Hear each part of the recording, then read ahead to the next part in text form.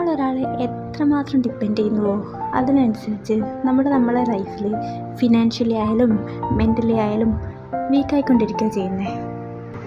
ഈ ഡിപ്പെൻഡൻസിക്ക് ഒരു പവറുണ്ട്, അത് നമ്മളെ ഒന്നും അല്ലാതാക്കും. നമ്മൾ ആരെയാണോ ഡിപ്പെൻഡ് ചെയ്യുന്നത് അവരില്ലാതെ നമ്മൾ ഒന്നുമല്ല എന്നുള്ളൊരു തോന്നലായിരിക്കും. പ്രത്യേകിച്ച് അതൊരു സ്ത്രീയാണെങ്കിലോ മുന്നോട്ട് പോകുക എന്നുള്ളത് വളരെ പ്രയാസമായിരിക്കും. അതുകൊണ്ട് തന്നെ നമ്മളെ ലൈഫിൽ എപ്പോഴും ഇൻഡിപെൻഡൻ്റ് ആയിരിക്കണം. അത് ഫിനാൻഷ്യലി ആയാലും മെൻ്റലി ആയാലും എപ്പോഴും നമ്മൾ നമ്മുടെ കാലിൽ തന്നെ നിൽക്കണം.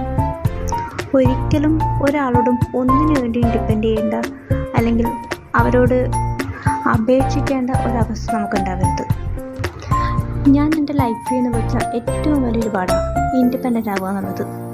അതുകൊണ്ട് തന്നെ ഇനി മുന്നോട്ടുള്ള എൻ്റെ ലക്ഷ്യവും അതുതന്നെയായിരിക്കും. നിങ്ങളിൽ എത്ര പേര് സ്വന്തമായിട്ട് ഏൺ ചെയ്യുന്നവരുണ്ട്? സ്വന്തമായിട്ട് പണം ഏൺ ചെയ്തിട്ടും തീരുമാനങ്ങൾ തനിച്ചെടുക്കാൻ പറ്റാത്ത എത്ര ആൾക്കാരുണ്ട്? നമ്മുടെ സന്തോഷം നമുക്ക് കണ്ടെത്തണമെങ്കിൽ സ്വന്തമായിട്ടുള്ള തീരുമാനം എടുക്കാനുള്ള ഒരു കഴിവ് അത് നമുക്കുണ്ടായിരിക്കണം. ഒരിക്കലും നമ്മുടെ ഹാപ്പിനെസ് അത് മറ്റുള്ളവരെ ഡിപ്പെൻഡ് ചെയ്തിരിക്കരുത്. നമ്മൾ സ്വയം ഹാപ്പി ആയിരിക്കുക, അപ്പോൾ മാത്രമേ നമുക്കത് മറ്റുള്ളവരിലേക്കും സ്പ്രെഡ് ചെയ്യാൻ പറ്റുള്ളൂ. സ്നേഹത്തിൻ്റെ പുറത്ത് ഡിപ്പെൻഡ് ആവുന്നതും ഈ അവസ്ഥയുടെ പുറത്ത് ഡിപ്പെൻഡ് ആവുന്നതും രണ്ടും രണ്ട് തന്നെയാണ്. പക്ഷെ ചിലപ്പോഴൊക്കെ ഇത് രണ്ടും ഒന്ന് തന്നെയാണ് കേട്ടോ. ലൈഫിൽ എവിടെയും എത്താൻ പറ്റാത്തൊരവസ്ഥ ഉണ്ടല്ലോ, അത് മറികടന്നാൽ മാത്രമേ നമുക്ക് നമ്മുടെ ലൈഫിൽ വിജയിക്കാൻ പറ്റുള്ളൂ. അത് കുറച്ച് കഷ്ടപ്പെട്ടിട്ടാണെങ്കിൽ ആ വിജയത്തിനും അതിനും കുറച്ച് കൂടുകയും ചെയ്യും. മോനായ പിന്നെ പുറത്തു പോയി വർക്ക് ചെയ്യുക എന്നുള്ളത് ഇപ്പം എനിക്ക് പോസിബിൾ അല്ല.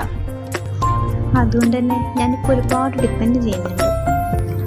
സമയത്തിനനുസരിച്ച് നമ്മുടെ പ്രയോറിറ്റി മാറിക്കൊണ്ടിരിക്കും. ഇപ്പം ഞാൻ ഏറ്റവും കൂടുതൽ പ്രയോറിറ്റി കൊടുക്കുന്നത് എൻ്റെ മോനാണ്.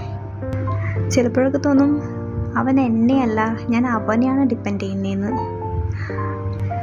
അവൻ ഹാപ്പി ആയിരുന്നാൽ ഞാൻ ഹാപ്പി ആയിരിക്കും, അവൻ സങ്കടം വന്നാൽ എനിക്ക് സങ്കടം വരും, അവന് ദേഷ്യം വന്നാൽ എനിക്കും ദേഷ്യം വരും, അങ്ങനെയൊക്കെ.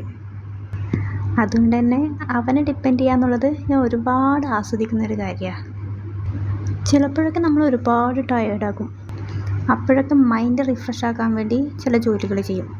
അതാ ഇപ്പോഴത്തെ മെയിൻ ജോബ്. ഇനി ഇവനെ സ്കൂളിൽ പറഞ്ഞയക്കുന്നവരെ ഇതായിരിക്കും എൻ്റെ ജോബ്. അതിനെ ചെറിയൊരു റെസ്റ്റിംഗ് പീരീഡായി കണ്ടാൽ തീരാവുന്ന പ്രശ്നമേ ഉള്ളൂ. ഇനി ഇത് കഴിഞ്ഞിട്ട് വേണം എനിക്കും ഒരു ജോബൊക്കെ നോക്കാൻ. ഇൻഡിപെൻഡൻ്റ് ആവാനുള്ള ഒരു ഫസ്റ്റ് സ്റ്റെപ്പ്.